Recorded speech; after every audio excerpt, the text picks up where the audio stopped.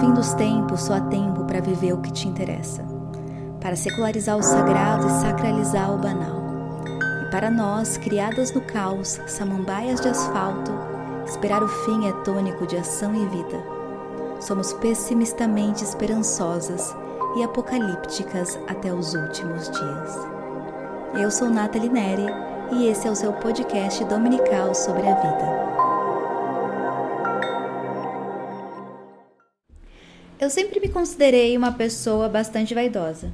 Não aquele vaidosa de, meu Deus, como eu sou perfeita, linda, mas aquele vaidosa de, putz, como é que eu arrumo isso que não tá tão bom?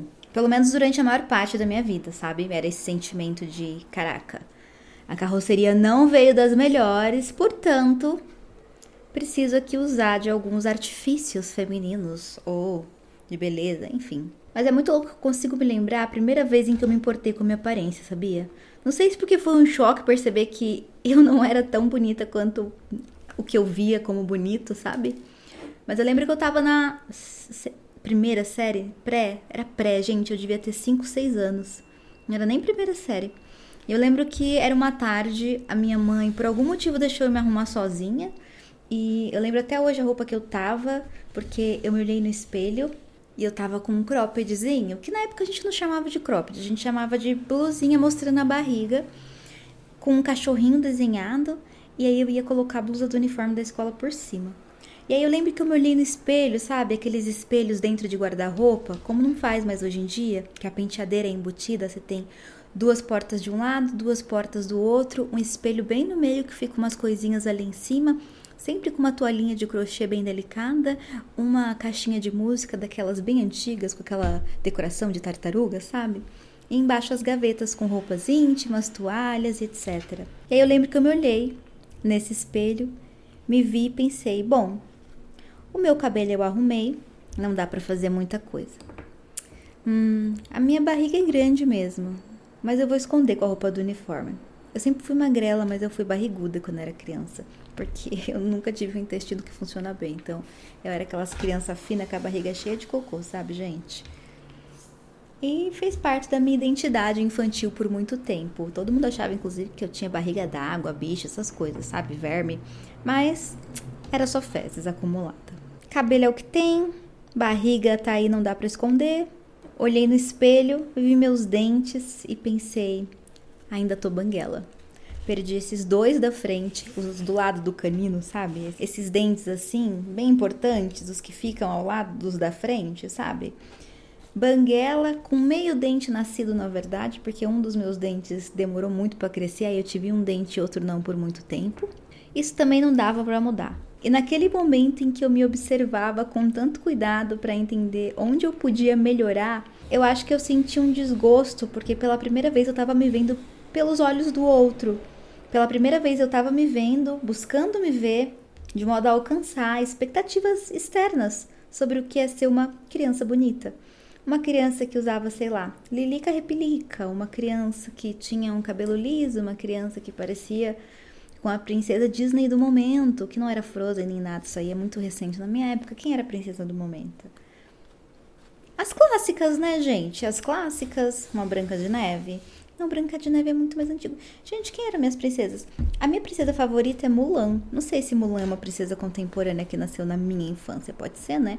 Eu vejo a Mulan como uma princesa tão velha quanto Cinderela, Bela Adormecida, Branca de Neve. Mas a gente for parar pra pensar, essas princesas, elas são tipo da década de 50, 60. Tipo, a Branca de Neve é da década de 60 ou 50, não sei, gente. Mas é um babado muito antigo, por isso que elas têm esses cabelos antigos, por isso que as músicas são todas melindrosas, tipo... Oh, não é muito infantil, né? Hoje é uma coisa... Let it go, let it go. Eu sei, você não merece ouvir minha voz cantando Frozen no seu ouvido, esteja você no fone ou em casa. Eu sei, mas... Enfim, vocês entendem a mudança de tonalidade. Acho que na minha época, a princesa que bombava era a Mulan.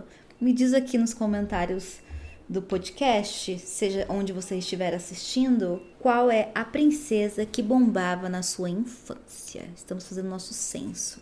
Seja como for, me percebi ali na frente daquele espelhinho aos 5, 6 anos de idade, insuficiente, desconfortável, pouco interessante, esquisita, feia até.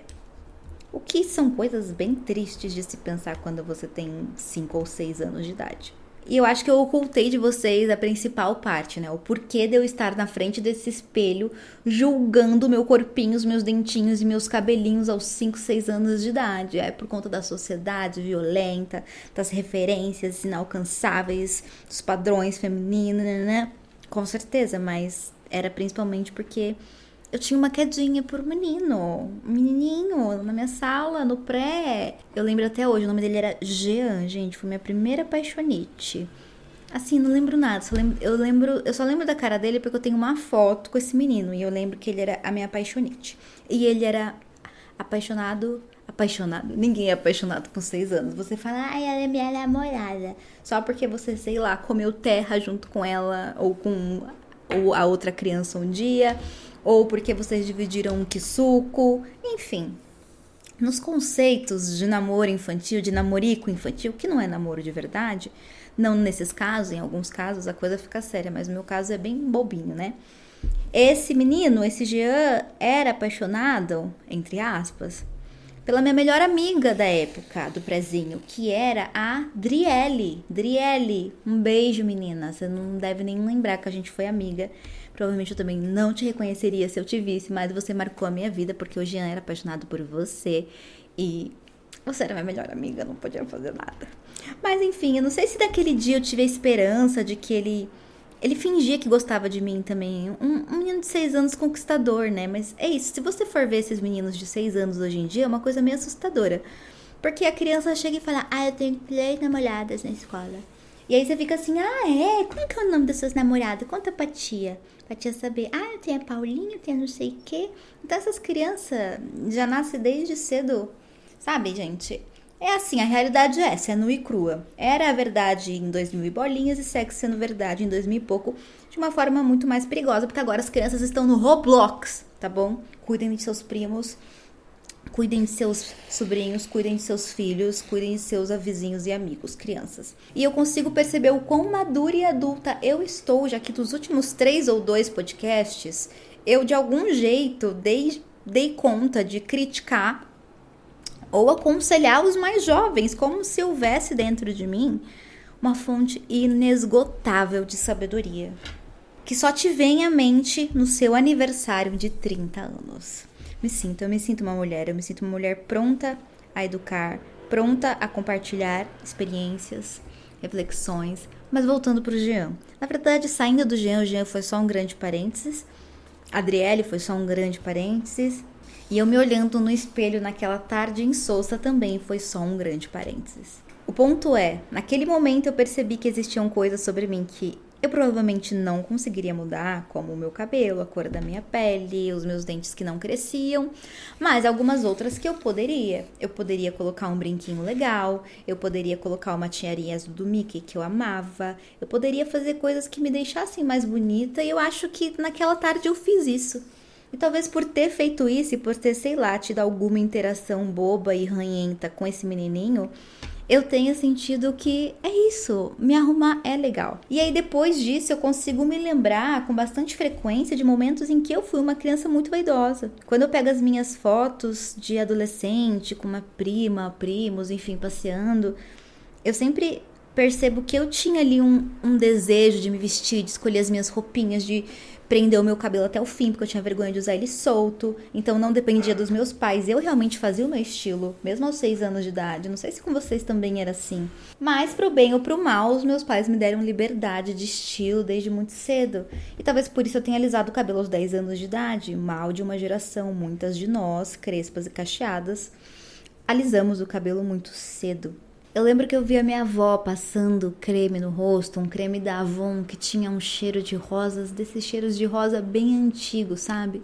Inclusive, sempre que eu lembro da minha avó, eu sinto esse cheiro. Não sempre, mas em alguns momentos muito especiais eu acabo sentindo esse cheiro. E ela passava esse creme, e mesmo sendo uma mulher assim, pentecostal, uma obreira da igreja, bastante religiosa, sabe? Com nada de vaidade, ainda assim ela mantinha sempre os cabelos bem presos e a pele bastante hidratada. Eu via minha mãe, minha avó usando aqueles produtos da Natura, da abelha rainha, anti-idade, que você só podia passar com 25, 35, 45 anos. E o meu sonho era poder crescer para usar cremes maduros e adultos permitidos só para determinadas idades. Tipo, meu Deus, imagine no momento em que eu tiver idade para usar um Renew 25. Essas eram as coisas que eu pensava quando era criança, no quesito beleza, sabe? Mas aí eu lembro que eu comecei a realmente usar a maquiagem com as revistinhas, né? Um glossinho de glitter com cheirinho de morango que todas nós vivemos. Uma máscara de cílios com 50 camadas, que eu fazia questão de deixar 2 ou 3 dias sem lavar para ela ficar ainda mais grossa no meu olho. E sim, eu não estou falando isso zoando, gente. Isso eu já devia ter o quê? Uns 12, 13 anos, tá? Eu comecei a passar maquiagem com uns 12, 13 anos. Foi bem cedo. Eu comecei pelo gloss labial de morango com glitter. E por aquela máscara de cílio antiga, sabe? Da Avon Color Trend. Aí depois eu mudei para aquela da Avon, a Super Choca, aquela azul. Isso mais na minha adolescência. Mas para vocês terem ideia, a minha obsessão por máscara de cílios era tão grande que em alguma altura dos meus 15, 16 anos eu comecei a ter alopecia de cílios. Eu nem sei se assim se chama, gente, mas eu comecei a ficar calva de cílios de tanto que eu usava camadas e camadas de máscara de cílios e dormia com elas no rosto. Eu desenvolvi uma técnica em que eu consigo facilmente dormir com a cabeça para cima e eu não viro para os lados, para manter a máscara de cílio perfeita pro dia seguinte, né? Economizava e ainda tinha aquela camada do dia anterior lá. E eu andava, gente, com o cílio tocando na pálpebra. Era um negócio louco. Bons tempos. Bons tempos irresponsáveis, né, gente? Sem nenhuma noção de cuidados sanitários básicos. Esses tempos o povo tava mesmo revivendo aqueles batons moranguinhos, sabe? Que você passava o dedo, aquela melecaiada, aquela palhaçada toda. Que era legal, mas, gente, aquilo ali era longe de ser útil, sabe? Você lembra? Você usou esse batom moranguinho? Os meninos usaram manteiga de cacau. As pessoas usavam manteiga de cacau nos lábios em dias frios. Hoje em dia elas usam Carmed. Hoje em dia elas usam... O que mais que elas usam? Lip Oil da Francine Elk. Hoje em dia elas usam... Lip Oil da Dior. Hoje em dia elas usam... O que mais elas usam? Ah, gente, hoje em dia elas usam muitas coisas, com muitos cheiros e muitas químicas.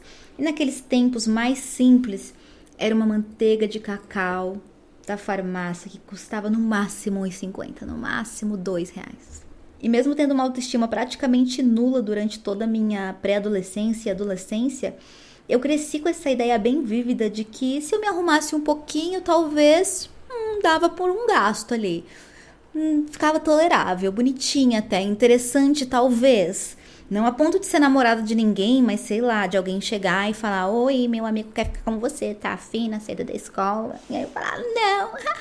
Mas na verdade aquilo ser a alegria do meu mês, sabe? Meu Deus, alguém pediu pra ficar comigo, mesmo eu não tendo coragem de beijar de língua na saída da escola, né? Ai, gente, a vida era simples. Pô, gente, deu um nó do caramba aqui na minha linha. Que saco, velho. Dizem que pra desfazer novos tem que pensar em alguém que você não gosta, né? Quem que eu vou pensar? Deixa eu ver. Segundo, gente, peraí. Meu Deus, em um passe de mágica. Meu Deus, gente. Desfaçam nós pensando em alguém que você não gosta, que você não vai com a cara, que te irrita. Olha, o nó veio assim que eu tava uns 15 minutos e num passe de mágica ele se desfez. Sabedoria popular, né? Nossas vós sempre souberam. E talvez por tudo isso, pelas revistas Capricho que eu comprava quando era criança, pelos batonzinhos de morango que me deram brincando, pelas vezes em que eu via minha avó passando creme no rosto, ou pelas várias vezes que eu assistia Malhação e via as meninas com uma capa de caderno legal e um glossinho nos lábios ou penteando o cabelo, eu quis me cuidar. Eu quis ser vaidosa, eu quis saber fazer maquiagem, eu quis saber mexer no meu cabelo. Eu pedi pro meu pai, implorei pra ele deixar eu alisar o cabelo muito cedo. Com menos idade, lá para uns 9, 10 anos, eu me preocupava muito com o meu cabelo pra ir pra escola. Eu queria sempre que ele tivesse arrumado. Eu pedia sempre, quando minha avó arrumava o meu cabelo, pra ela fazer um penteadinho bonito. Ou se eu não conseguia que alguém arrumasse, eu colocava uma tiarinha do Mickey. A tiarinha do Mickey azul que eu citei pra vocês. Então sim, eu me considero uma pessoa extremamente vaidosa, porque isso faz parte da construção da minha autoimagem. Muitos de nós nos cuidamos muitas vezes por força do hábito. E por força do hábito mesmo, gente. As pessoas às vezes olham rotinas exacerbadas de skincare, pessoas que passam horas e horas colocando máscaras e cremes no cabelo, pessoas que gastam dinheiros e dinheiros, sei lá, com produtos. Tudo bem, quando a gente fala de dinheiro é mais complexo, porque realmente existe talvez uma compulsão ali pela compra desnecessária, mas assim, o hábito de você se cuidar, de todos os dias fazer um ritual pré-dormir, sabe? Pós-banho, de tirar sua maquiagem para quem usa maquiagem, ou fazer a sua barba, ou passar o seu belo hidratante no corpo, sabe? Todos esses rituais podem parecer muito exaustivos para pessoas que não fazem, mas na real, você faz no automático. Você aprende a organizar o seu dia com base nisso. É como escovar o dente. Você sempre vai escovar o dente, espera-se, depois das refeições, né? Esperamos que você tenha desenvolvido esse hábito. Eu aprendi isso depois de anos, mas hoje sou uma pessoa que depois de comer fico muito desconfortável se eu não consigo escovar o dente. E porque eu amo escovar o dente depois das refeições? Não, mas porque se tornou um hábito. E por que eu tô falando sobre vaidade? Por que eu tô falando sobre as raízes da minha vaidade como exemplo? Porque eu tô falando sobre a automatização desses rituais de beleza. Porque eles fazem parte da nossa vida, da sociedade em que a gente vive, do mundo em que te vende a partir do que você aparenta ser, em um mundo que te diz quem você é a partir da roupa que você veste, porque nós vivemos em uma sociedade em que o estético importa. Por mais que a gente não queira que ele importe, até não se importar com moda. É como Miranda diz em O Diabo Veste Prada.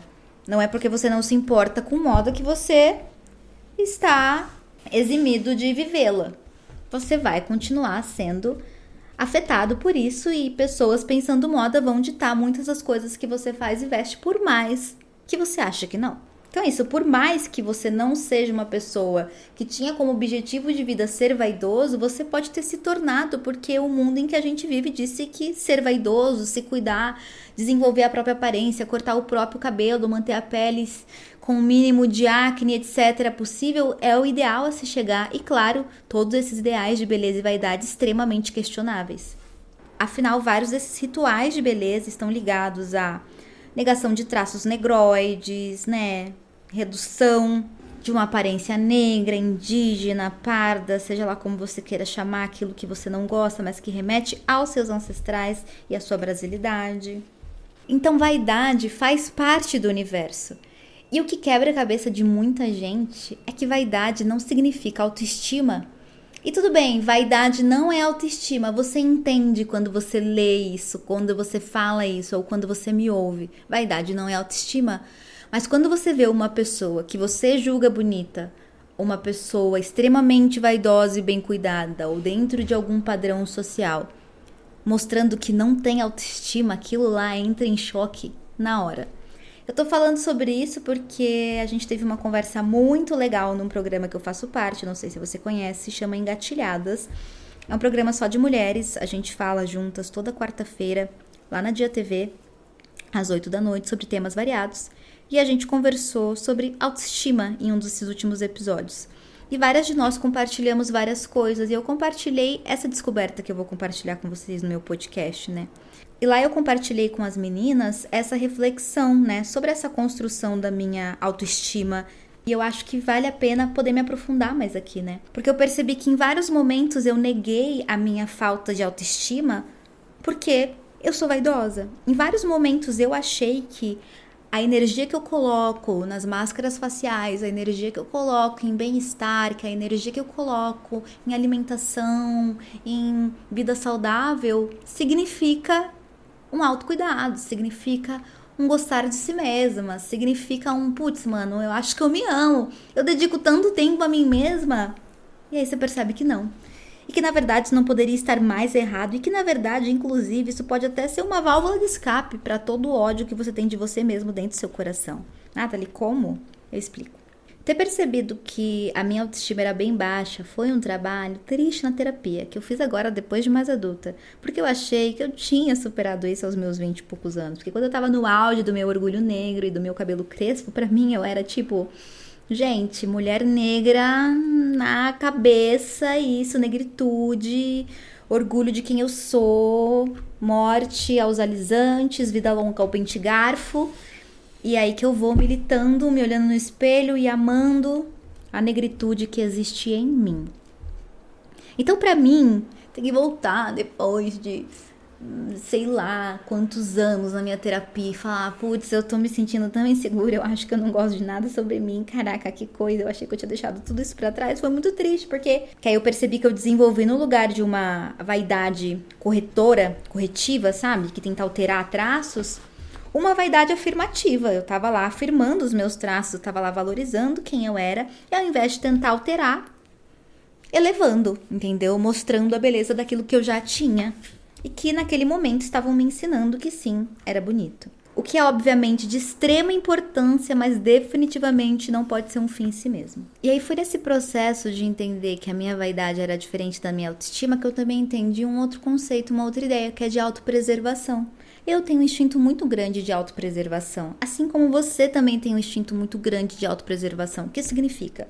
Significa se você entrar no meio da floresta e você vê um leão, por mais fofo que ele pareça, você não vai colocar a mão na boca dele, você não vai apalpar, porque na sua mente, no seu inconsciente, você sabe que aquele bicho representa um perigo e você vai fugir. Outro senso básico de autopreservação. Você vai ver uma tomada desencapada, faiscando fogo, você definitivamente não vai tentar tocá-la. E se tentar tocá-la, porque sempre tem gente que tem o instinto de autopreservação bem baixo, você pelo menos coloque chinelos de borracha, tá? O problema é botar o pé no chão puro, entendeu? A borracha ali, ela não é um condutor, ela é um barrador de energia elétrica. Condutores de energia são a água, então é isso. Caiu o secador na banheira, já era. E a borracha para a energia. Então, se tá chovendo muito e você tá com medo de raios na sua casa, por favor, coloque seus chinelos de borracha. Se você toma choque enquanto você toma banho, porque você rói muito sua unha e seu dedo fica sensível do lado, e aí quando você vai abrir o chuveiro, te dá aqueles choquinhos insuportáveis, porque o seu chuveiro não tem fio terra, que joga esse excesso, esse excessivo de energia para dentro da terra, que é isso que significa o fio terra na elétrica, tá? Eu sei o que você tá pensando, mas o fio terra na elétrica é para mandar para fora essa energia excedente, eu acho. Coloca um chinelo de borracha. Toma banho com chinelo de borracha, que eu te garanto que muito provavelmente todos os seus choquinhos vão desaparecer. E se você toma banho descalça, ou naqueles tapetinhos horrorosos que depois de 2 meses estão nojentos, só lamento, o choque continuará. E assim, a gente toma banho de chuveiro elétrico no Brasil. Todo gringo acha que é um absurdo, porque realmente, se você for analisar assim, água e eletricidade, como dito, não são melhores amigas, né? Teoricamente e praticamente também, é um grande risco um chuveiro elétrico, mas assim, somos brasileiros, faz parte da nossa cultura, então o mínimo que podemos fazer é nos educar e educar-nos uns aos outros, educar a todos para que se use chinelos de borracha durante os banhos, se o seu chuveiro não for a gás. Então, o instinto básico de autopreservação eu espero que todo mundo tenha. Se você não tem, que os seus anjos sejam fortes. E aí eu comecei a perceber que muito da minha vaidade, na verdade, era mais do meu instinto de autopreservação. E autopreservação, se você assistiu Divertidamente 2, olha lá volta eu com essa grande referência cinematográfica para entender a psique humana, gente. Mas assim, se você assistiu Divertidamente 1 e 2, você viu que existe todo aquele sistema ali cerebral, toda aquela estrutura cerebral feita para evitar o sofrimento do indivíduo. A alma espiritual, a mente, a psique, que é prazer, Freud já dizia, é a pulsão de vida, e se não tiver a pulsão de vida, a gente morre, entendeu? Gente, tantos conceitos errados sendo tratados nesse podcast, ainda bem que a gente aqui é uma coisa bem mais casual, né? E aí, em Divertidamente 1 e 2, você percebe que as emoções como o nojo, o medo e a raiva não existem só para te afastar de comidas envenenadas, que é o exemplo do nojo, ou para fazer você correr de um leão, que é o exemplo do medo, ou para fazer você se livrar de uma situação desconfortável, como a raiva. Existem também outros sentimentos, como a vergonha, por exemplo. A vergonha que vai evitar que você passe por situações constrangedoras e sociais, já que o ser humano é sim um animal social. Nós não somos ilhas, fomos feitos para viver juntos. Como vocês sabem, o lobo é o homem do lobo. Não o homem é o lobo do homem. Portanto, viemos para este mundinho para ficarmos juntinhos. Logo, as ferramentas de autopreservação vão envolver, indubitavelmente, o social. Ou seja, a sua relação com os outros, seu cérebro, a tua mente, vai tentar te salvar da humilhação pública. Vai tentar te salvar do mico, da vergonha. Sabe? Daquela coisa que dá aquele ui enquanto você toma banho, ou aquele ui que você lembra enquanto você tá tomando café. E você, meu Deus, por que eu fiz isso? Por que eu falei isso? Por que a minha ansiedade não apertou um botão e parou tudo lá? E a minha vergonha não tomou frente, mandou a alegria tomar no cu dela e sair da central de comando lá no meu cérebro? Enfim. Muito da minha autoestima estava ligada a um senso de autopreservação. Eu preciso alisar o meu cabelo para me autopreservar da violência que é ter um monte de moleque banguelo de 8 anos de idade batendo na minha cabeça, no meu coquinho, porque meu cabelo era curtinho, e fazendo pom-pom, porque falavam que meu cabelo parecia uma buzina de caminhão. É autopreservação passar 50 camadas de máscara de cílios nos meus olhos esbugalhados, porque era a única coisa que as pessoas diziam que era muito bonito sobre mim, ou pelo menos a única coisa que eu escutava, porque quando diziam que o meu cabelo era bonito, a minha cor era bonita, eu nunca ia acreditar, mas a única coisa que eu queria acreditar, talvez, é que os meus olhos pareciam olhos de bonecas e eu tinha cílios longos, e aí eu começo a agir como se tudo que eu tivesse no mundo fossem os meus cílios, até enfrentar uma alopécia cilar de cílios, caso você não tenha entendido o uso deste verbo. Então, pra mim, até a relação com a autoestima, com a autoimagem, assim como quase todo mundo que tá me ouvindo, que com certeza se ferrou muito na escola e sofreu um bullying do caramba, tá ligado a um senso de autopreservação. Crescemos como adultos que acreditam que se gostam, que acreditam que se amam, mas na verdade só se arrumam pra evitar o sofrimento. Dorme com essa. Na real, se a gente não vivesse em sociedade, tava muito mais fácil simplesmente não se importar. Pro jeito que você acorda, pro jeito que seu cabelo cai, pro jeito que a sua barba é, pro jeito que a sua unha tá, pro jeito que seus dentes nasceram, porque Deus quis que um nascesse no meio do céu da boca. Acontece. Se Deus fez, não era pra ser perfeito? Vai dizer isso pra crente que usa aparelho, né? Mas seja como for, perceber que vaidade não tem nada a ver com autoestima, que está muito mais ligado à preservação, ou seja, ao medo de se envergonhar socialmente porque você é feio, mostra que na real todo o esforço que você fez ao longo da sua vida para sustentar o seu corpo de forma bela, atrativa para o outro, na verdade é um grande esforço de se odiar um pouco menos, de se sentir um pouco menos ridículo. E que na real a gente se odeia pra caramba. E aí a gente não se odeia porque o nosso senso de vaidade surgiu com o senso de autopreservação. A gente não se odeia porque a gente começou a passar rímel pra matar leão na selva. Ou pra fugir de leão na selva. A gente percebe que a gente se odeia quando a gente passa horas pensando sobre aquela harmonização facial. Quando a gente precisa daquela calça wide leg, tá todo mundo usando pra ir no rolezinho, junto com o topinho branco, tomara que caia preto e ficar muito linda pra todo mundo ver a gente, querer namorar a gente. E, sei lá, tá com relacionamentos podres, com pessoas podres que não nos respeitam. A gente percebe que a gente se odeia de verdade quando a gente passa horas e horas na academia, buscando o corpo perfeito, indo atrás de um monte de intervenção estética. E quando é ofendido, vira outra face, sabe? Porque acredita que, oh meu Deus, eu sou um ser benevolente e gentil. E se me baterem, não revidarei. Auto-ódio. Você se odeia tanto a ponto de deixar uma outra pessoa te chutar, passar de todos os seus limites, acabar com você, acabar com a tua autoestima, acabar com a tua força e você ainda sair se achando maioral, porque você foi superior. A gente vive numa sociedade tão moralista, tão cristã, que a gente realmente foi ensinado a acreditar que dar a outra face é o ápice. Meu Deus, dar a outra face é tão cante. Meninas, dar a outra face. E na real não podia ter ensinamento mais tosco. Tosco, absurdo, violento, inescrupuloso. Eu não tenho nem adjetivos para nomear. Porque eu cresci acreditando que eu tinha que dar outra face. Porque as pessoas me cospem e eu acredito na justiça divina. Que queridos, não vem. E eu acredito numa força maior. Eu acredito no que você quer chamar de Deus, no que você quer chamar de santos, no que você quer chamar de orixás. Eu acredito numa pluralidade de coisas. que, enfim, tantas que eu nem consigo explicar muito. Eu acredito e ainda assim sei que o básico, o Introdução ao Respeito 1 na faculdade de autoestima é: se coloque, não deixe as pessoas ultrapassarem seus limites. Não deixe as pessoas machucarem você. Não deixe as pessoas te usarem. Não deixe as pessoas te desrespeitarem e saírem impunes. E é isso. Pode existir uma justiça divina, pode existir karma, pode existir o que você quiser. Mas eu sou o karma, né? Eu gosto muito dessa frase. Eu sou a justiça. Eu sou o agir divino. Se Deus está em tudo, se Deus está em mim, o meu ódio me defendendo é a mão de Deus agindo em silêncio. E ainda se vier noites traiçoeiras, se a cruz pesada for, Cristo estará. Esse não é lindo.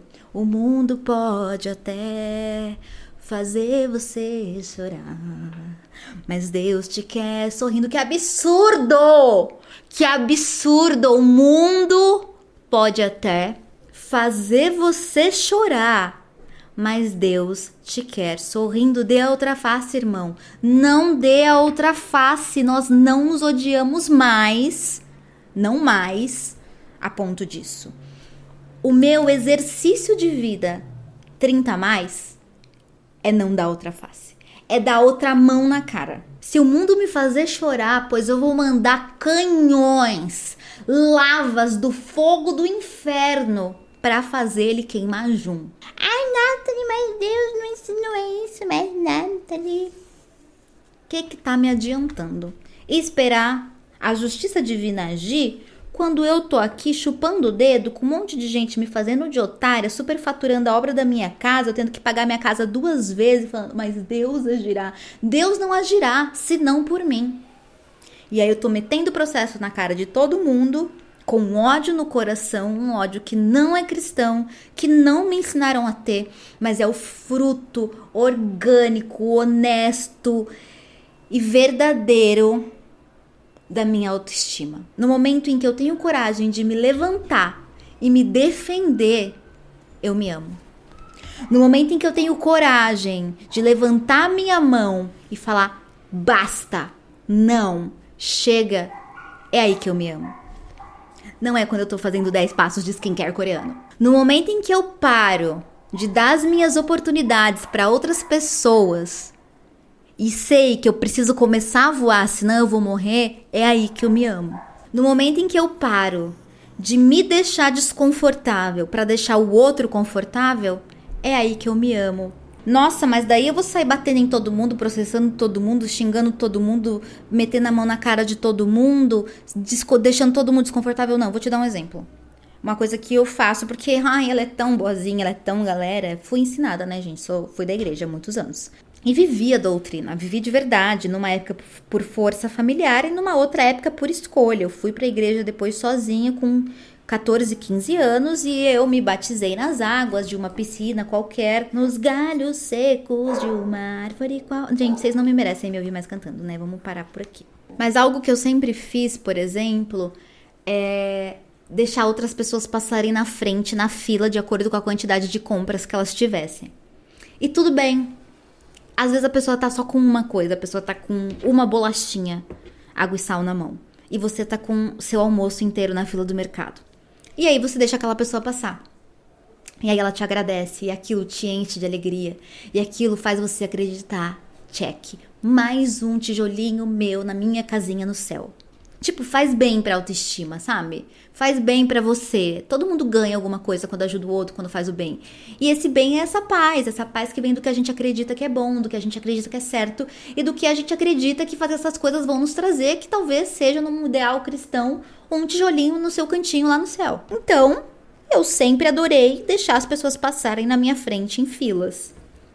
E assim, sou uma vagabunda que não trabalha, que não tem nada pra fazer? Não. Mas pra mim, tudo bem. Eu posso esperar. Eu posso sofrer mais do que essa pessoa.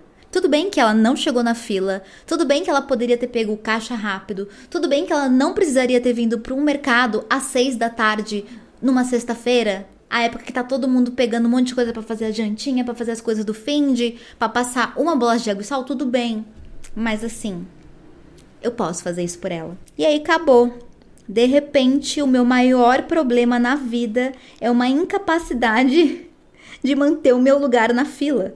Uma incapacidade moral de manter o meu lugar na fila. E aí isso começa a se repetir em brechós. Eu vou no brechó, eu tô com as minhas roupinhas. Aí pode ser qualquer pessoa.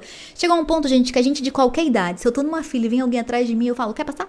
Claro que se eu não tô numa fila gigante, né? Se eu tô numa fila, tipo, se não há uma fila e alguém atrás de mim começa a formar uma fila, de uma forma inconscientemente burra, eu começo a deixar as pessoas passarem. E aí teve um dia que eu aprendi minha lição. Porque eu tava com algumas pecinhas no brechó, o básico, sempre compro uma coisinha ali, tipo uns R$200, que numa loja qualquer você não compra uma calça jeans, mas no brechó, você faz a festa. E tava lá eu com os meus duzentinhos, uma sacola relativamente grande, mentira, não é duzentinho, era mais, porque os brechó de São Paulo tá meio caro, né? Vamos botar uns trezentinhos, 400 de roupa de brechó, que foi uma época que eu tava pegando os looks pro corrida, tal, uma coisa mais chique. E aí, uma senhora passa na minha frente, ela realmente tava com uns copinhos, umas bonecas usadas, umas coisinhas fofinhas, que eu fiquei, deve ser pra neta dela, pra alguém e tal. E aí ela passa na minha frente. Aí depois vem uma outra senhora, nessa mesma vibe, nesse mesmo naipe de coisinhas fofas, de, só uma senhora comprando canequinhas, que fofinha, não sei o quê. E de repente essa velha me chama o marido, o tio, sei lá o quê, com 2 sacolas imensas de compra. E a cara dele, gente, não tremeu. Sabe aquele povo que guarda lugar na fila do mercado? Eu sei, é um mal comum, eu também já fiz isso, todos nós fazemos. É isso, eu gosto de dar lugar, mas eu também não sou tão otária, então quando tá muito cheio o mercado, óbvio que eu não vou ficar dando meu lugar na fila. É nesse contexto de boa vizinhança, de tipo, não tô com pressa, pode ir na frente, eu sou jovem, as pernas fortes. Mentira, coluna ardendo, porque passo o dia inteiro trabalhando sentada, com dor no ciático e não me movimentava, não ia pra academia. Essa não é mais minha realidade, tá bom? Inclusive, falo muito sobre a minha vida fitness e como eu odeio ela e todas as questões ligadas nisso lá no meu podcast para apoiadores, tá? Confissões dos últimos dias. O link tá aqui na bio. Inclusive, você pode me apoiar, viu, gente? É só R$10 mensais e você acessa muito mais conteúdo, ainda mais intenso emocionalmente e também mais casual, cotidiano. Então, se você gosta do podcast, do Apocalípticas, você provavelmente vai gostar muito do Confissões dos Últimos Dias, tá bom? Então, assina lá pra ajudar a mamãe. De verdade, eu não tô nem brincando. 10, gente, um dízimo. Não é nem 10%. 10% é a 10ª parte. O dízimo se chama 10ª parte. Eu não tô pedindo a 10ª parte do seu dinheiro. Então, é um diziminho, é um negocinho. É só R$10, não é 10%, né, gente? Não precisamos dar tudo isso. É só pra ajudar a mamãe. E aí eu aprendi minha lição, gente. No momento que eu vi aquela mulher com aquele homem sem a cara arder, porque ela sabia que eu só deixei ela passar porque ela era uma senhora com 2 canecas na mão. E ela não teve vergonha nenhuma de mostrar que ela, na verdade, estava com muito mais coisa do que eu. E aí quem foi a trouxa que ficou esperando fui eu. E aí eu tava numa fase de realmente impor os meus limites, fazendo lá treinamento com a minha psicóloga. Ela disse, vai fazer o quê? Eu vou falar, não. Você vai falar o quê? Eu vou falar, não, eu não vou. E por que você vai falar, não, eu não vou? Porque aconteceu isso? Não, você não vai se justificar. Eu não vou me justificar. Porque aí, todas as vezes que eu tenho que falar um não, eu tenho que trazer... Nossa, se eu tô doente, eu preciso mostrar o laudo médico, explicar o que tá acontecendo, qual que é o nervo que tá doendo.